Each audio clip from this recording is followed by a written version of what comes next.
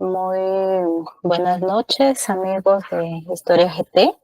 Sean ustedes bienvenidos a nuestra tercera sesión de nuestro octavo diplomado eh, que estamos compartiendo con ustedes.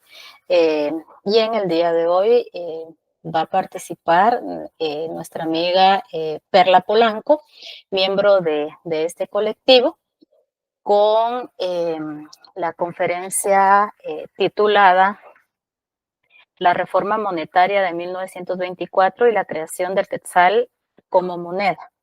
Eh, les voy a leer el CV, un resumen del CV de la doctora Perla Polanco.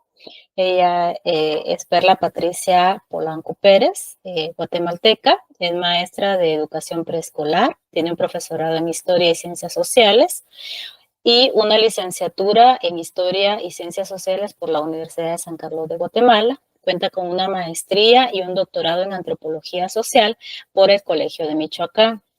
En su amplia experiencia laboral, ha ejercido docencia en todos los niveles educativos, con especialidad en el área de ciencias sociales, profesora universitaria de metodología de la investigación cualitativa, con una experiencia en el ámbito de redacción y edición de libros, tanto escolares como investigaciones sociales y de difusión. Su interés en investigación incluye en historia social, antropología de la juventud, programas de desarrollo, derechos humanos y en especial de niñez y mujeres. Así es de que, pues, bienvenida, doctora Polanco. A todos les recordamos que las preguntas las pueden hacer por el chat y únicamente pues también teniendo cerradas nuestras cámaras y nuestros micrófonos. Bienvenida, doctora Polanco. Muchas gracias. Voy a proyectar solo si me indican si se ve bien la presentación. Sí se ve. Muy bien, pues muy buenas noches. Muchas gracias, Loren, por la presentación. Es un gusto estar con un grupo de amigas y amigos, como ya mencionaban. Creo que la mayoría nos conocemos personal o virtualmente y siempre es un gusto tener diálogos enriquecedores. No queremos decir que acá quienes exponemos somos expertos o somos los únicos que manejamos los temas, sino que el interés y el objetivo de estas conferencias es dialogar, ayudarnos mutuamente a ir creciendo en nuestros conocimientos y aportarnos desde las diversas perspectivas que podamos tener para ir desarrollando las diferentes temáticas que se abordan en los diplomados que hemos realizado como colectivo Historia GT. Y bueno, sin más, solo quisiera hacer una aclaración.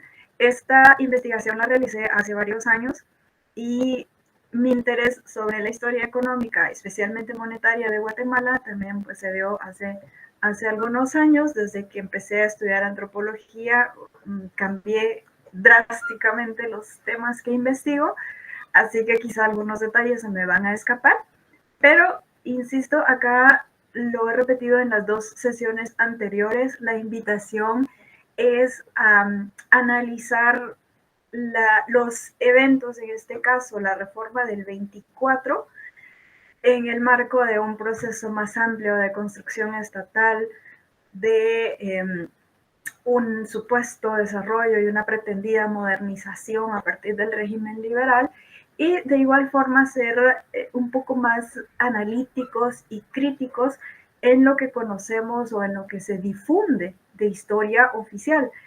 Y quisiera también compartir con ustedes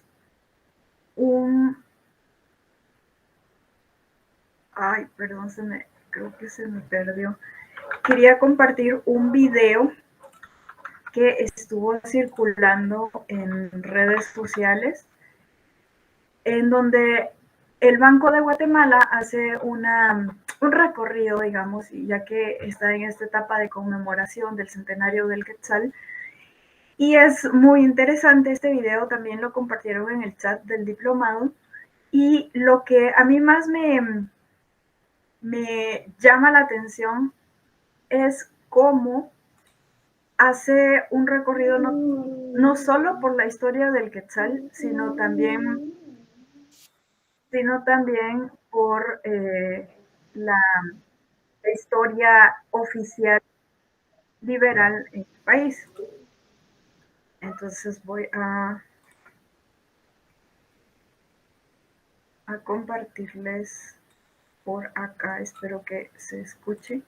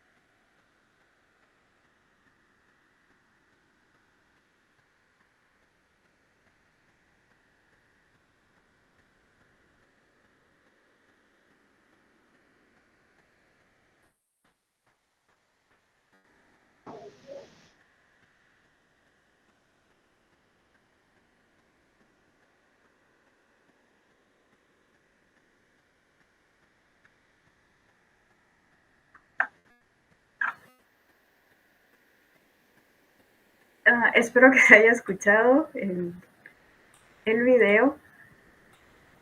Y insisto, lo que quiero resaltar de este video en especial es toda la iconografía y la simbología de los billetes que nos dan cuenta de una historia liberal y cómo exaltan estas figuras y traen este discurso de progreso, de desarrollo, de modernidad, que lamentablemente no se traduce en acciones para toda la población.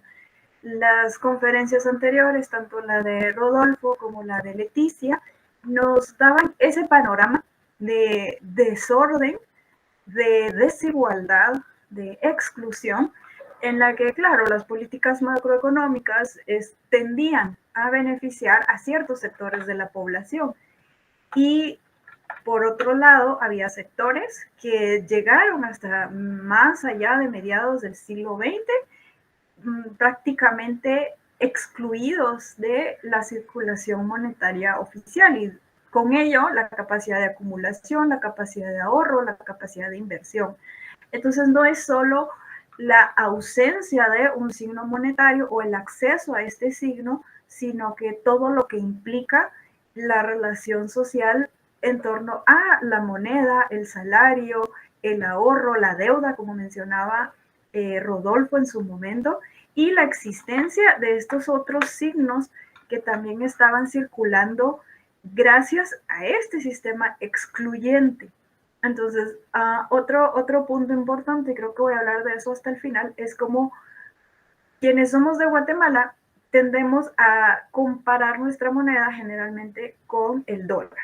Casi todas los análisis, las comparaciones, como ya nos mostraba en la conferencia la doctora Leticia González, el referente es el dólar. Y esto no es arbitrario, claro, tiene todo ese trasfondo que ella explicaba de dominación, injerencia colonialista, imperialista. Entonces, nuestro referente es el dólar.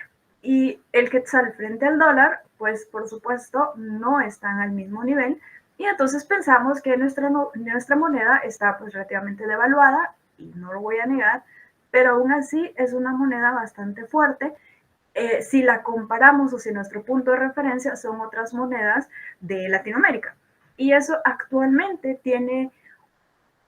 o sea, es parte de otras problemáticas, por ejemplo, la migración de personas, principalmente de América del Sur, que vienen a Guatemala a trabajar. ¿Por qué? Pues porque el salario pagado en quetzales tiene para ellos más rentabilidad, porque al volver a sus países se multiplica mucho más que lo haría en su moneda nacional. Entonces, quizá si dejamos de ver siempre al imperio y empezamos a ver hacia otros horizontes, vamos a encontrar estos aspectos interesantes y que son llamativos y se pueden explicar precisamente porque, aunque son ya 100 años de la moneda, no es una moneda tan antigua como lo son otras, y por lo mismo la devaluación no ha sido tan drástica como lo han sido otras, y también vamos a ver algunos rasgos de por qué se mantiene como al nivel en que se encuentra actualmente. Bien, entonces con esta introducción vamos a continuar. Ya no voy a ser tan repetitiva en algunos temas.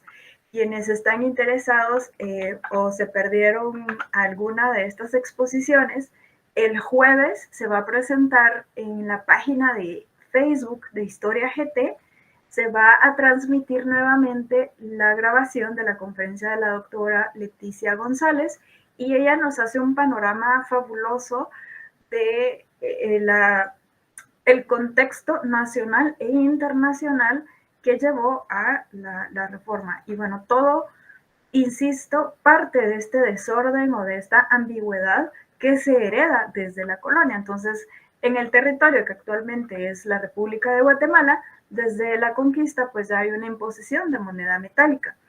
Previamente, no es que no existiera el metal, pero el signo o las transacciones tenían un carácter diferente del que vienen a imponer los conquistadores españoles.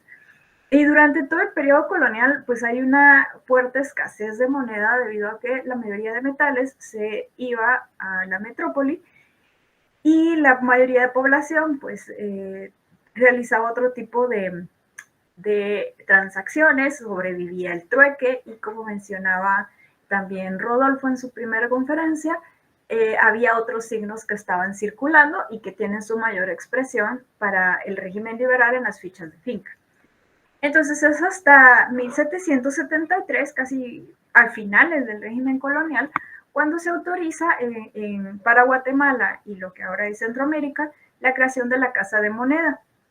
Y esta se crea con remanentes de la Casa de Moneda de Nueva España. Esto es porque en ese año, más o menos, no recuerdo el año exacto, pero en esta época se establece que la corona manda a que ya no se acuñe moneda a martillo, sino de cordoncillo al canto, y para ello se implementan nuevas máquinas en la Casa de la Moneda del Virreinato de la Nueva España. Entonces ellos descartan todos los instrumentos que ya no van a funcionar para la nueva moneda, y este descarte entonces se envía a Guatemala, y con ellos se empieza a hacer una acuñación pues bastante escueta en comparación, pero ya se inicia la acuñación en esta región. Y no es arbitrario, no es solo para darle otro uso a las máquinas, sino obedece a esa escasez. Entonces, con el ánimo de supuestamente reducir la escasez, se empieza a acuñar moneda en la capitanía. Y tras la independencia, el nuevo estado pues surge prácticamente en bancarrota, y durante los años subsiguientes, mientras no se estabiliza la situación política, se mantiene el gasto público para seguir subvencionando los enfrentamientos, en algún momento la anexión a México, luego cuando se crea la federación, las diferentes disputas que se dan en los territorios centroamericanos, y cuando ya se establece el régimen conservador y se crea la república, se mantiene el sistema monetario colonial en Guatemala. La doctora Leticia mencionaba la importancia del patrón oro, sin embargo no entró en mucho detalle sobre por qué era importante el patrón oro. Entonces quiero acá aclarar un poco, y en esta época, en el siglo XIX, recordamos que no podemos caer en el anacronismo de interpretar cómo funcionaba el dinero y las monedas en este momento a cómo funciona en la actualidad. Entonces, algo importante es que el dinero o el circulante estaba vinculado a los metales preciosos, principalmente oro y plata, aunque se utilizaban también otros metales para acuñar monedas de menor denominación. De manera que las monedas se acuñaban a partir de los lingotes y también existía ya el papel moneda que podía cambiarse por lingotes. Este papel moneda después se va convirtiendo en el dinero fiduciario o los billetes. La mayoría de países vincularon sus monedas a la plata. Estamos en una época, ubiquémonos temporalmente en el siglo XIX, en el que la geopolítica es distinta de la que conocemos. E insisto, para quienes se perdieron la explicación de la doctora Leticia, este jueves se va a repetir en la página de Facebook de Historia GT. Entonces ella hace un panorama más amplio de esto y lo que quiero señalar es cómo hay dos tipos de respaldo para la moneda o para el dinero. Tenemos la plata y tenemos el oro como los minerales o los metales más preciosos. Y Reino Unido y Estados Unidos vinculan su moneda al oro, mientras que Francia mantiene tanto el oro como la plata. Y ya durante la época napoleónica se establece pagar 200 francos por kilo de plata y 3.100 por el kilo de oro. Es bien complejo, no vamos a entrar en tanto detalle porque incluso aunque yo tuve algún tiempo estudiando estos temas, es muy complejo y difícil de entrar a los detalles y comprenderlos y realmente no aporta tanto a nuestro tema de interés en esta noche. Lo único que quiero aclarar es que existía y durante algún tiempo o durante algunos años, Francia fue la potencia que mantuvo esta garantía del funcionamiento del bimetalismo, es decir, de la existencia de dos metales preciosos que podían ser el respaldo para el dinero que estaba circulando. Para que esto funcionara, en Francia debían circular monedas pues tanto de oro y de plata.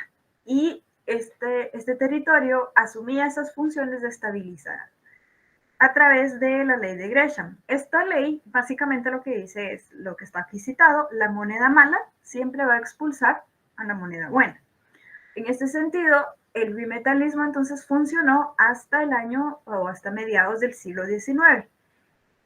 El descubrimiento de estos yacimientos de oro hace que aumente la cantidad de oro circulante y por lo tanto se reduzca el interés o la cantidad de plata.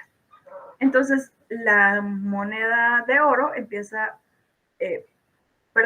la moneda de oro empieza a tener mayor circulación que la moneda de plata.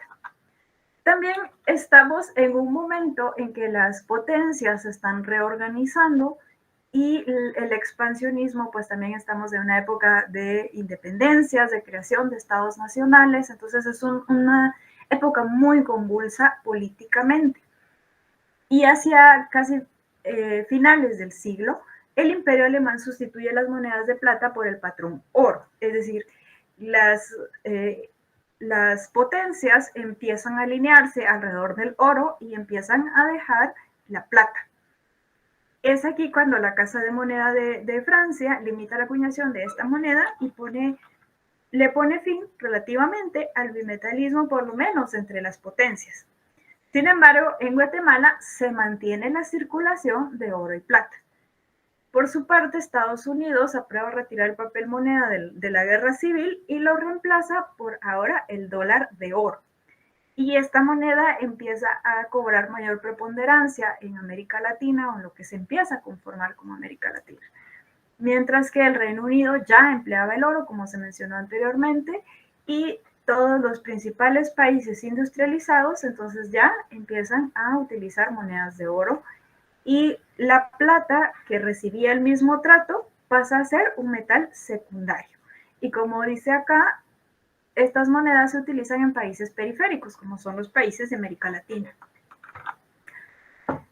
Ahora, para el contexto específico de Guatemala, la llegada al poder de los liberales a partir de 1871 significa una reforma en la economía del país. No ni una revolución ni una transformación completa, pero sí hay aspectos que se reforman. Tampoco voy a entrar en mayores detalles porque las conferencias anteriores ya nos dieron este panorama. Pero sí quiero señalar que afecta esta reforma la producción nacional, además del cultivo del café, que es de lo que más se habla. También se explotó el hule, se da el enclave bananero, o empieza a construirse el enclave bananero en la costa atlántica del país, cercana a Honduras. El algodón también empieza a tener esa inyección de legislación y recursos para proteger el cultivo, y tampoco podemos dejar de mencionar la industria azucarera, que todas estas, incluso en la actualidad, tienen mayor o menor presencia en la economía nacional. Y acá de nuevo les dejo una imagen de, este es el billete actual, que nos recuerda la figura, o resalta la figura de Justo Rufino Barrios en el billete de 5 quetzales, asociado a esta imagen de la implementación de la educación laica, gratuita y obligatoria, que se supone fue uno de los grandes avances de la reforma liberal. Ahora bien, también en el ámbito monetario, durante esta época se crea el primer banco nacional, denominado Banco Agrícola Hipotecario. Y este se establece con el capital de las expropiaciones a la Iglesia Católica y las órdenes religiosas. Recordemos que una de las características del régimen liberal en Guatemala es esa pugna por el poder, tanto ideológico como económico, que mantenía la Iglesia Católica, y de ahí se dan estas expropiaciones que pasan a formar el capital de este banco. En su momento, Justo Rufino Barrios dispone de sustituirlo por otro banco de emisión de billetes denominado Banco Nacional. Sin embargo, este solo funcionó durante 10 meses y luego se procedió a su liquidación. A partir de ahí, pues no es que si se inicia el funcionamiento de bancos privados para la emisión de billetes. Y esto es muy importante porque quería decir que el Estado no tenía asegurado el devenir económico y monetario del país.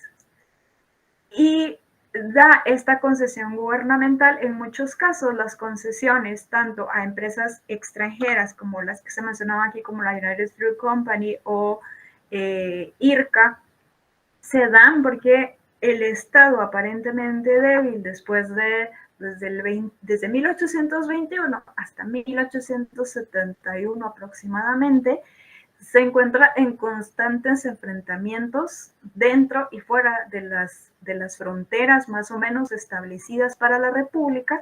Entonces el gasto público es bastante elevado y las concesiones permiten suplir la falta de inversión estatal en servicios de infraestructura, de transporte, etc.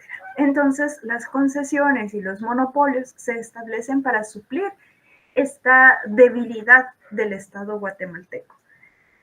Y esto se da también con los bancos, y además la reforma liberal pues se caracteriza también por empezar esta modernización legislativa y política, en la cual se trata de organizar las diferentes acciones del Estado y de la sociedad.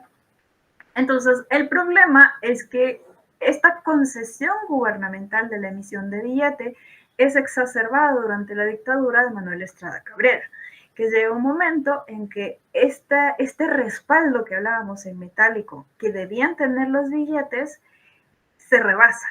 Entonces, si hay una cantidad de metálico para respaldar los billetes circulantes, de manera que cualquier persona con un billete, bueno, no cualquier persona, principalmente comerciantes, podían tener estos billetes y llegar a los bancos y convertirlos en metálico, se podía hacer fácilmente.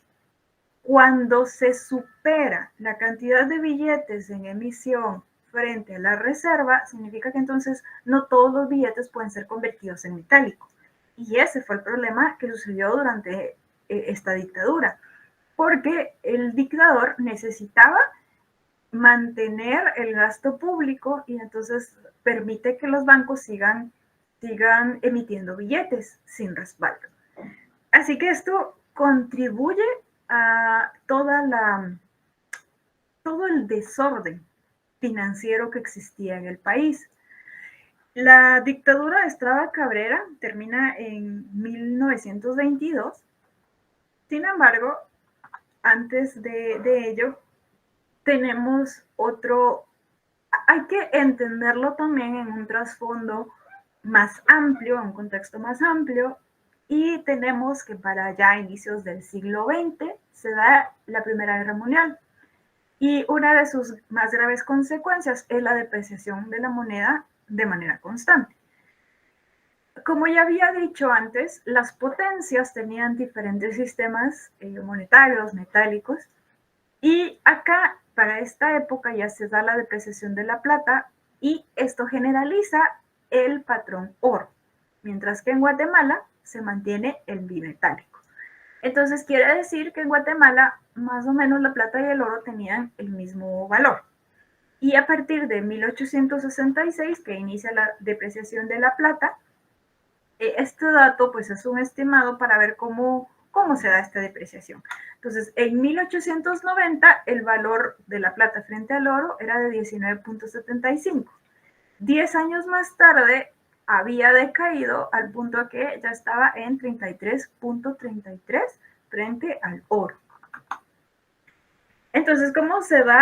Esto es como un contexto para llegar a 1924, ya en la época del gobierno del general Orellana, y se da el inicio de la reforma monetaria.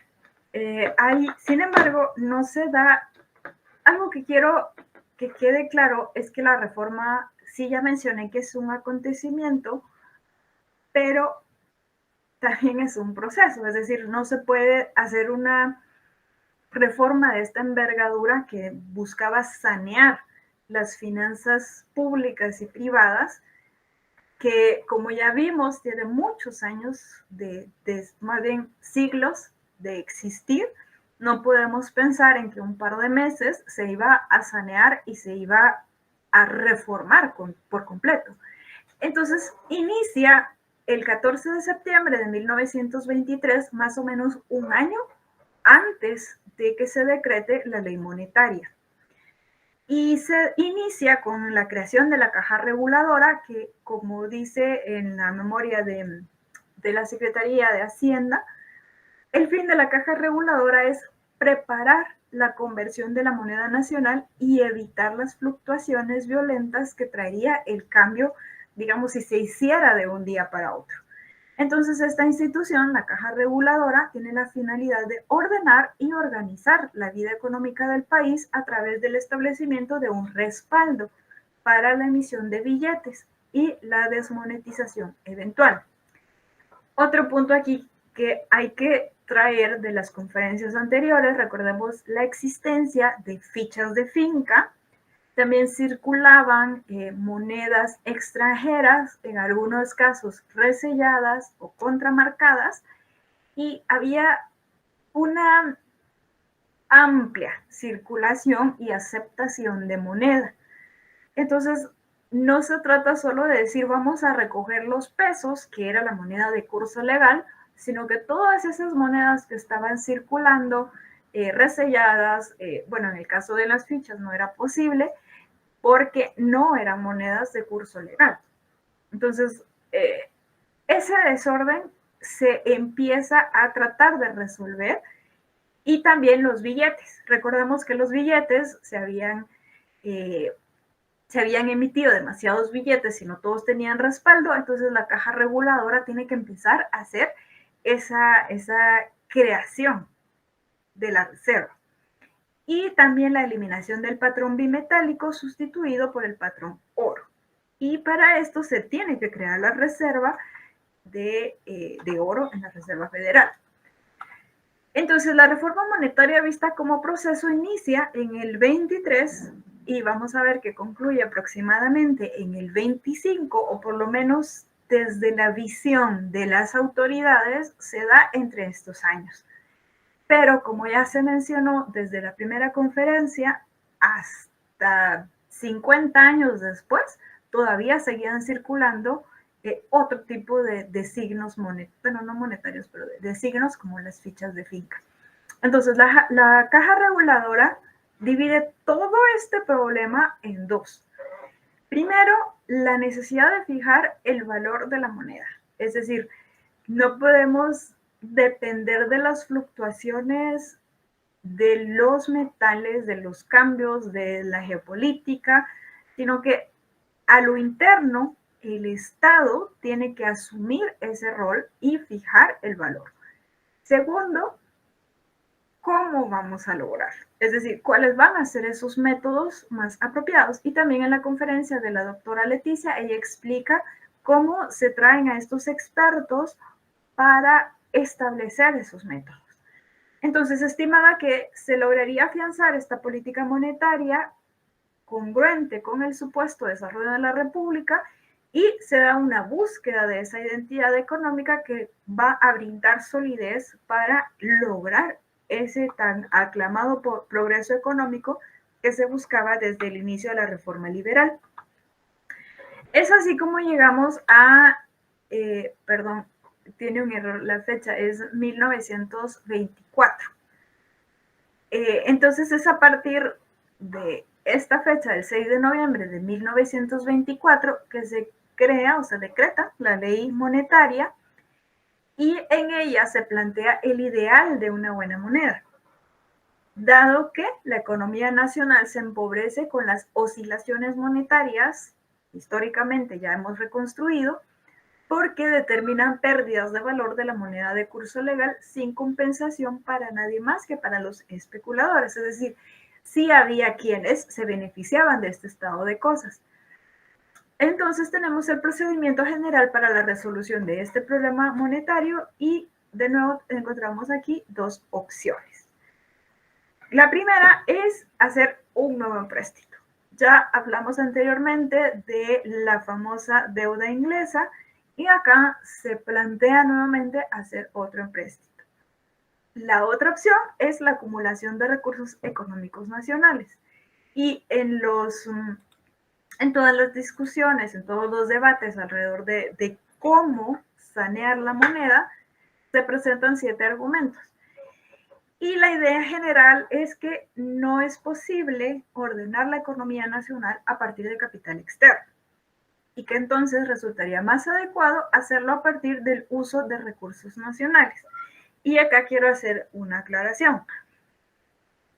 Los países latinoamericanos, porque no es el caso exclusivo de Guatemala, aunque nos insisten en calificarnos como países pobres o países empobrecidos, países subdesarrollados o en vías de desarrollo, más bien somos países empobrecidos, expoliados, en los que la riqueza se ha ido fuera de nuestras fronteras y que ha sido aprovechada principalmente por las potencias internacionales que en su momento han ido variando. Actualmente podemos hablar del imperialismo norteamericano, pero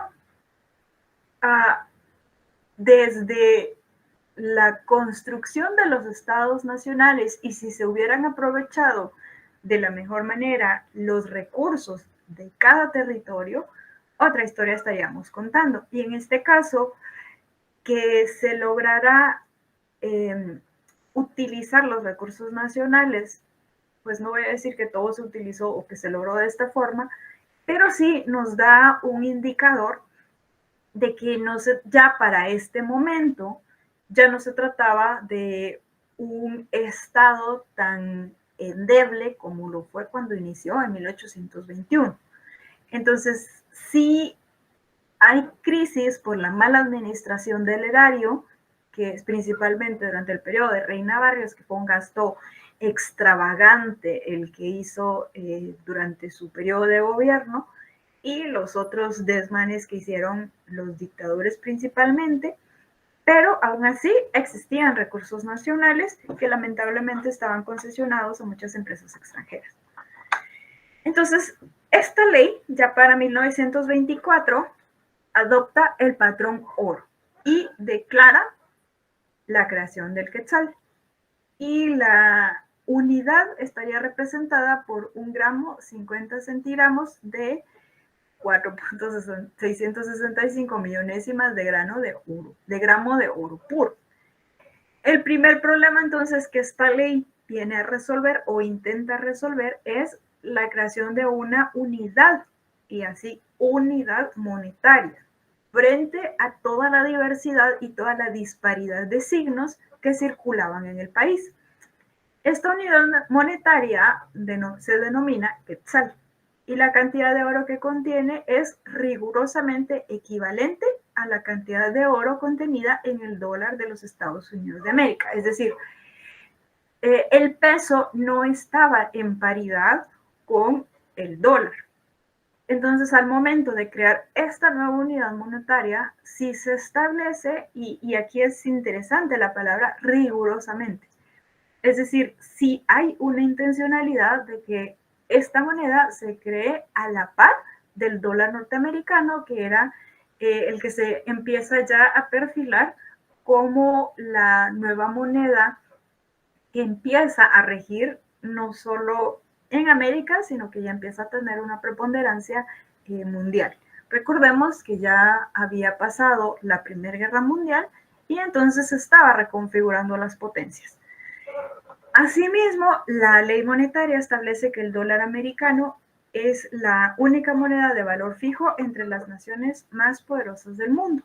Esta era la percepción de los autores de la reforma a principios del siglo.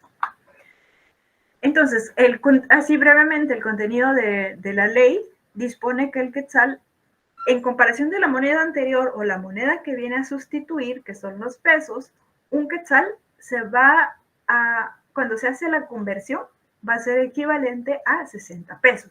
Es decir, si yo tengo en mi poder 60 pesos, al presentarlo para la conversión, voy a recibir a cambio un quetzal. Y establece también que se fabriquen monedas de oro de 20, 10 y 5 quetzales, monedas de plata de 1 quetzal, 1/2 y 1/4 de quetzal, y también monedas de cobre aluminado de 5 y de 1 peso y de 50 centavos. Ahora, parece contradictorio decir que estamos implementando patrón oro, sin embargo, se están acuñando monedas de plata, de cobre. Esto es porque necesitaban monedas fraccionarias. Es decir, tener 60 pesos era demasiado dinero para la época, que no todos podían tener el lujo de tener esa cantidad. Por otro lado, las operaciones cotidianas requerían de moneda que ahora, incluso en la actualidad, está quedando en desuso. Por ejemplo, las monedas fraccionarias actualmente de 1 quetzal, creo que también sucede en México con las monedas creo que son de 50 centavos, que también ya casi no circulan, si no mal recuerdo. En Honduras, en general, las monedas, de lo que recuerdo de mi experiencia por este país, es que las monedas sirven en algunas transacciones, por ejemplo, para recibir un cambio en una compra en un supermercado, pero difícilmente se pueden utilizar para comprar o para otras transacciones. En Guatemala ya empieza a suceder eso nuevamente. Sin embargo, para 1924, toda esta moneda fraccionaria era necesaria para la cotidianidad. Entonces, la base esencial es el patrón oro, en que la acuñación de monedas se hace exclusivamente por el Estado. Es decir, empieza a darse esta centralización estatal que había sido tan, digamos, relativamente necesaria, y que su ausencia produjo una crisis de circulante o problemas de inflación, etc. Entonces también hay libertad para algunos particulares de acuñar en metal amarillo, es decir, en oro, por conducto del Estado y conforme a la paridad. Es decir, Aunque hay cierta libertad, siempre el Estado intenta mantener cierto control con respecto a las acuñaciones. Y en el régimen del patrón oro, la moneda de plata y de cobre, como ya dije, solo se acuñan con carácter subsidiario con función de moneda fraccionaria. Entonces, tenemos la primera etapa, que es la caja reguladora, cuando se empieza a establecer la reserva para hacer la reforma monetaria. Luego tenemos ya todo el periodo en el que se crea la nueva unidad monetaria, el quetzal, y en que se empieza a hacer la conversión de pesos u otros signos a quetzales.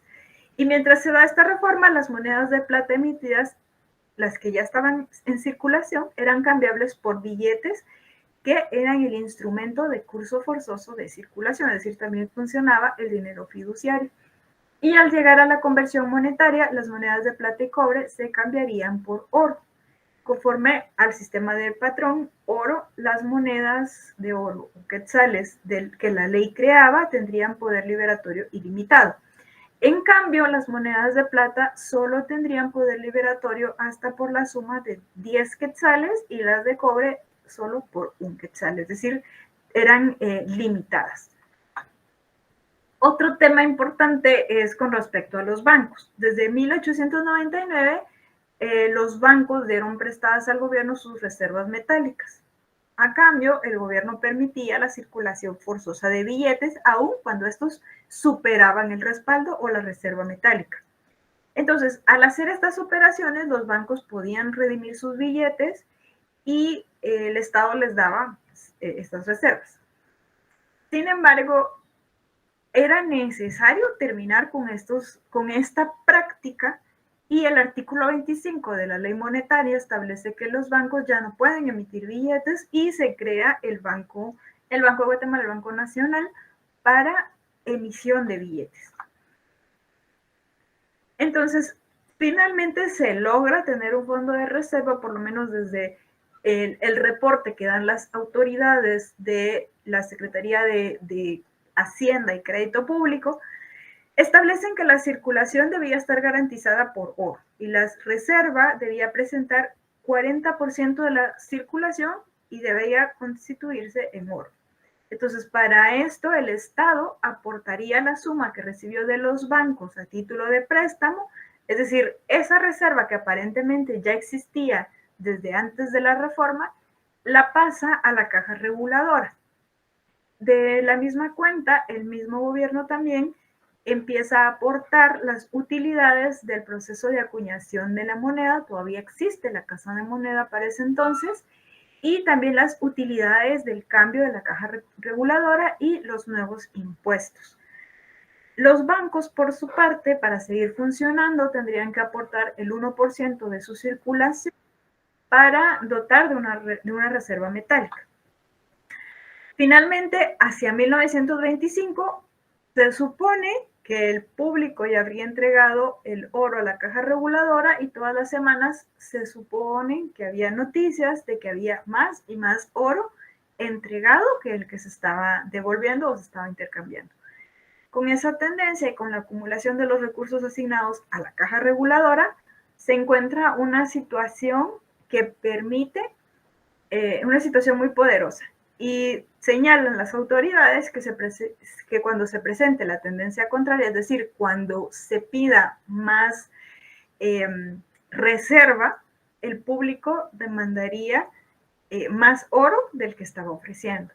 Entonces, la confianza del público se debía a que la moneda ya no fluctuaba, ya no variaba y ya no había una diversidad de signos en circulación, sino que ya había una moneda única y tenía un valor fijo, y entonces el público ya no estaba con esa intención de intercambiarlo, porque, por ejemplo, en las fluctuaciones del valor de la plata o el valor del oro, si había conveniencia de tener oro acumulado o de tener plata, el público tendía a intercambiar estos diferentes valores. En cambio, cuando ya aparentemente existe esta estabilidad, la población ya no tiene necesidad de desprenderse de la moneda, sino que puede empezar a atesorarla, es decir, a crear una reserva propia o a invertirla. Y finalmente otros temas desarrollados también por la reforma, pues establece un impuesto sobre la exportación del café. Estos son los nuevos impuestos que permiten aportar a la caja reguladora desde la administración estatal. También se decreta el impuesto al quintal de azúcar para exportación y, como ya mencioné, para la reserva de la circulación. Y otros temas tienen que ver con el banco, con los bancos hipotecarios, las casas bancarias, las casas agrícolas, las de ahorro, almacenes de depósito, bancos y casas bancarias extranjeros, entre otros. Entonces, ya para ir terminando, porque estamos sobre tiempo, la crisis económica que desembocaría en la reforma monetaria tiene sus inicios, como ya vimos, desde la dominación colonial. Y con el establecimiento de la política española y el mantenimiento de esta tradición, entre comillas, del trueque, porque en algún momento también, más que una tradición, es una necesidad y es la única posibilidad para amplios sectores de la población, estas formas no permitieron que se desarrollara otra forma concreta de circulación monetaria, sino que ambas se mantuvieron a medias a lo largo de toda la colonia y parte de la vida independiente. Sin embargo, con el surgimiento de las luchas independentistas, se mantiene la estructura monetaria heredada de la colonia y el peso sigue siendo la moneda nacional en Guatemala hasta 1924. No solo la moneda, sino que también el sistema de peso para las mismas y la circulación de moneda española y extranjera que circulaba libremente en el país. Constantemente se intentaron reformas, es decir, la del 24 podríamos decir que es la más exitosa, pero ya se habían intentado anteriormente, pero consistían en acuerdos que solo solucionaban problemas mínimos sin resolver el problema de fondo, que era toda la disparidad y todo el desorden financiero. Y estas se han denominado reformas monetarias, pero ninguno tuvo la magnitud y sobre todo la efectividad que tuvo la de 1924. Y acá pues estoy proponiendo también parcialmente este concepto de identidad económica que puede definirse como la percepción y asimilación de un sistema económico propio de un país en el cual circula libremente la moneda propia y se limita la circulación de moneda extranjera. Y para ello los habitantes deben confiar en la seguridad y estabilidad que les brinda la moneda que manejan en su cotidianidad, ya que corresponde a un signo nacional y las instituciones creadas para mantener la estabilidad tienen que ser eficientes, evitando las fluctuaciones en el valor de la moneda. Para el caso de Guatemala, el régimen o la reforma liberal fue un periodo con grandes contrastes dentro de sí mismo, porque desde el inicio debía caracterizarse por una transformación de la estructura socioeconómica para lograr la liberación del mercado nacional a través del desarrollo de los medios de producción y un Estado que brindara las posibilidades para hacerlo. Sin embargo, esto sucedió hasta la mitad del siglo XX, cuando estaba por terminar dicho régimen, es decir, cuando se viene todos los movimientos que derrocan la última dictadura y posteriormente la Revolución de Octubre en 1944. Y en el 46 se da otra reforma, pero pues ya no voy a abordar ese tema en esta ocasión. Y finalmente, la creación del quetzal como moneda fue uno de los grandes aportes de la reforma monetaria. Esto empezó a dar credibilidad nacional e internacional al Estado guatemalteco y fundó las bases progresistas sobre las que fue creado y brindaron un periodo de auge a esta identidad económica nacional. Y como mencioné al inicio, de alguna manera se ha mantenido esta relativa solidez a pesar de las diferentes crisis económicas que se dieron no solo en Guatemala, sino también a nivel internacional, por ejemplo, en la década de los 30 y en la década de los 80, luego en 2008, y actualmente que estamos de nuevo viviendo un periodo de recesión económica post-pandemia. Y bueno, muchas gracias por su atención y a continuación vamos a tener un espacio de preguntas y respuestas.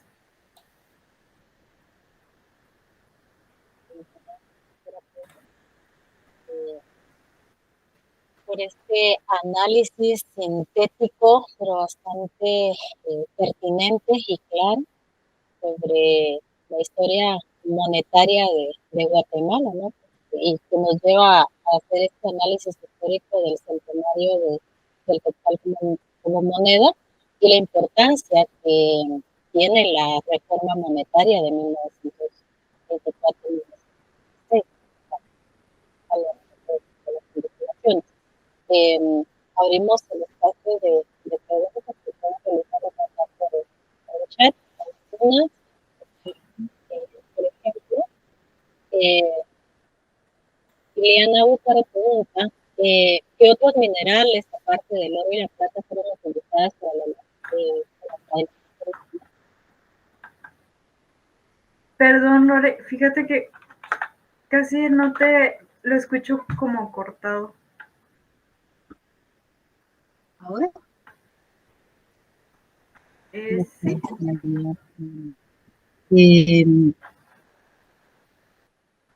Iliana Búcaro nos pregunta qué otros minerales, aparte del oro y la plata, fueron utilizados para la elaboración de moneda. También se utilizaba el cobre para monedas de menor denominación. No recuerdo ahorita, antes, creo que también posteriormente había monedas de níquel, pero creo que ya es más adelante. E incluso, bueno, este tema de la cantidad de metal es interesante porque incluso en la moneda actual, si ustedes comparan monedas de hace 5 o 10 años, si no mal recuerdo, con las monedas actuales, por ejemplo, de un quetzal de 25 centavos, cada vez son más delgadas. Es decir, aunque en la actualidad el valor de la moneda ya no está tan representado por su cantidad de metal, sí seguimos viendo una reducción del metal para la acuñación de moneda. Y actualmente que en Guatemala hemos tenido este tránsito de billete de un quetzal, moneda de un quetzal, ahora de nuevo vuelve a surgir el billete y se da también, como que es cíclico ciertos temas. Ahorita hay una acaparación de este billete que ponía en la última diapositiva, que es el billete que actualmente está circulando como billete conmemorativo del centenario, que ya lo pueden encontrar en algunos bancos, pero no está circulando. Las personas tienden a acapararlo, que sucedió también en su momento con el billete de conmemorativo, el de 20 quetzales para el bicentenario de la independencia, que también hay muy pocos en circulación y la mayoría fueron acaparados para coleccionar. E incluso este billete creo que ya lo están vendiendo en algunos sitios porque hay personas que no han tenido acceso, aunque se supone que son billetes de circulación libre, no está siendo así. Las personas tienden a acapararlo. Perdón, creo que me salió un poco del tema, pero quería hacer también ese comentario, ¿verdad? Que las personas tenemos como esa tendencia a acaparar y acumular los bienes escasos o que consideramos escasos. Muy bien, aquí hay un comentario de Rafael Ramos, en donde comenta que en el año 2022 en Honduras el Banco Central recogió un equivalente, creo que a 25 millones de dólares, entre todas las monedas que dejan en los bancos, cuando recibían del cajero en el cambio. Sí, me imagino que se refiere a esta idea de la devaluación de la moneda en la que dejamos de utilizar la moneda y eso hace que en parte desaparezca de la circulación. Yo estuve algunos meses en Honduras y me parecía interesante porque llegabas al supermercado y te dan monedas cuando tienen que dar un cambio, pero no puedes utilizarlas para comprar, o por lo menos esa fue mi experiencia y lo que me comentaron algunas personas cercanas. Entonces creo que ¿Me a eso se refiere, o sea... Si me permite, Magíster. Solo una cuestión, todas las preguntas son por el chat. Ok. Muchas gracias. Sí, gracias. Disculpen la molestia, pero es para, por fines de tiempo, ya estamos sobre la hora, en unos minutos vamos a terminar.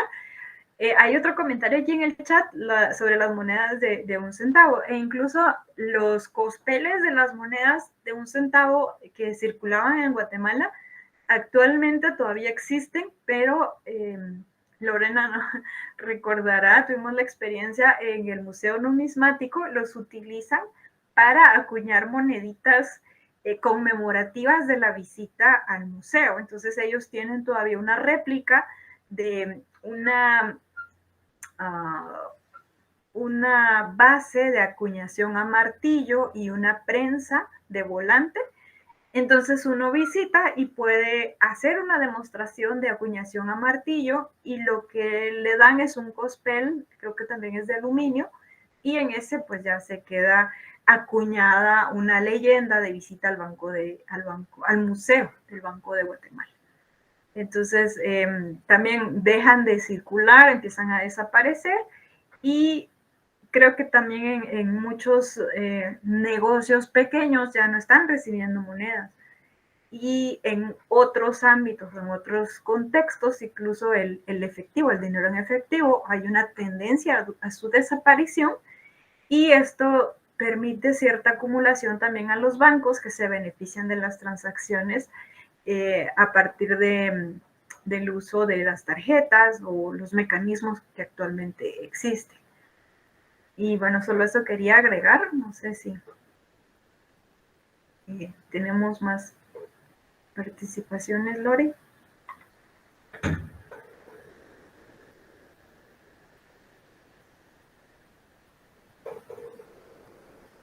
No se te escucha, bueno, yo no te escucho, perdón.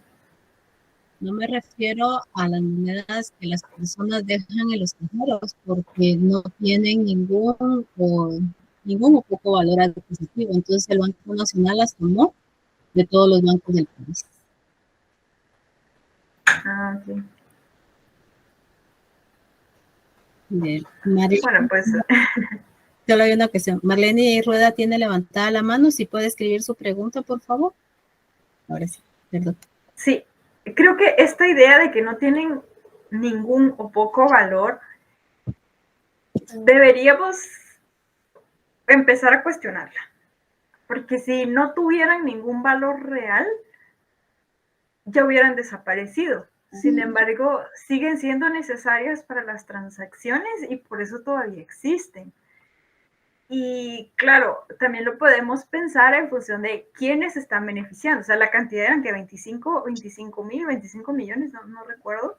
O sea, no podemos decir que no es una cantidad significativa. Entonces, a veces caemos también en estas prácticas de, bueno, no me la reciben o, ay, me da pena o ya nadie usa. De hecho, muchos jóvenes ya ni siquiera billetes quieren usar. Y esto tiene un impacto realmente. Y aquí podemos contrastar dos temas. Las políticas macroeconómicas desde arriba, desde los estados, y las prácticas más cotidianas y un tanto arraigadas en la cultura. Entonces, a veces caemos en estas prácticas sin dimensionar el impacto que puedan tener a largo plazo en nuestras condiciones, no solo económicas, sino la inflación que puede producir, o sea, la desaparición de la circulación de moneda, por ejemplo, el aumento de los precios, porque ya no queremos utilizar fraccionario. Entonces, algo que cuesta en Guatemala 5.55, mejor que cueste 6, porque a 5 no lo van a bajar, sino que lo van a subir a 6, porque ya no queremos dar los 55 o porque ya no existen monedas que ajusten 55. Entonces, quizá aquí ya estoy exagerando un poquito algunas cosas, pero sí tienen un impacto. Eso es lo que quiero decir y la invitación siempre de este diplomado fue esa, ¿no? A analizar un poquito más las acciones ver la moneda no solo como un objeto de colección o como, qué bonito su diseño, sino qué impacto tiene en las relaciones sociales su circulación o su ausencia, etc. Entonces, creo que podemos cerrar, ¿verdad? Solo una última de Evelyn. Durante años, Tomás Larroe era quien emitía el papel moneda. ¿Quién lo emite ahora? Les debo, sí, creo que hay varias, en Guatemala, ¿verdad? Hay varias empresas que brindan este servicio. En los billetes, bueno, no tengo aquí a la mano ahorita, pero en los billetes está siempre quien emite, siempre bajo autorización y supervisión del Estado, pero sí indica quién emite los billetes o las monedas. No tengo uno ahorita a la mano, pero ustedes cuando tengan sus billetes o cuando tengan sus monedas pueden analizar todos los datos, toda la información que traen y generalmente ahí viene la indicación así en pequeñito de quién hizo el billete o la moneda. Y voy a dejar, la verdad es que como comenté al inicio, esta investigación pues la hice hace algún tiempo y en la página del colectivo vamos a compartirles la memoria, por si alguien quiere profundizar un poco más en el tema, la memoria de la Secretaría de Hacienda y Crédito Público del año 1925, que nos da una idea de cómo había avanzado para ese momento la reforma monetaria.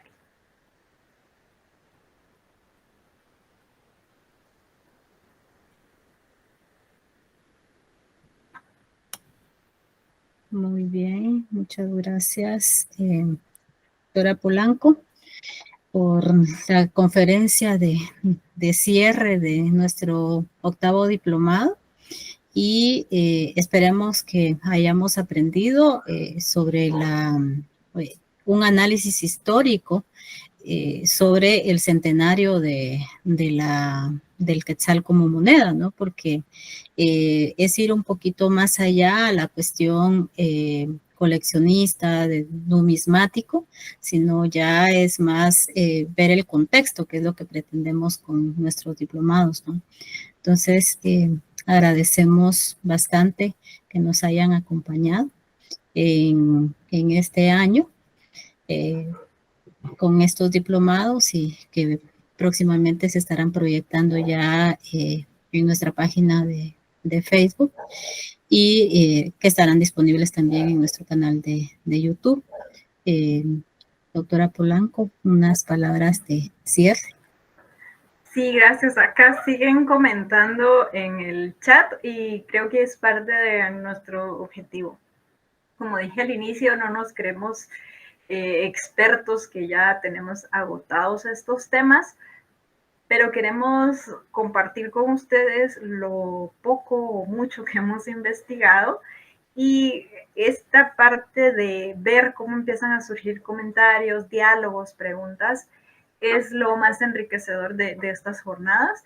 Así que esperamos que nos acompañen el próximo año. Tenemos nuevas ideas para nuevos diplomados y también estamos tratando de involucrar amigas y amigos que están fuera de las fronteras de Guatemala y siempre es un gusto que nos acompañen y muchas gracias por sus comentarios, sus observaciones y esperamos haberlos dejado con algunas ideas que los estimulen a analizar las diferentes situaciones históricas, sociales, económicas, culturales a las que nos enfrentamos diariamente. Así que por mi parte, muchas gracias y que tengan una feliz noche.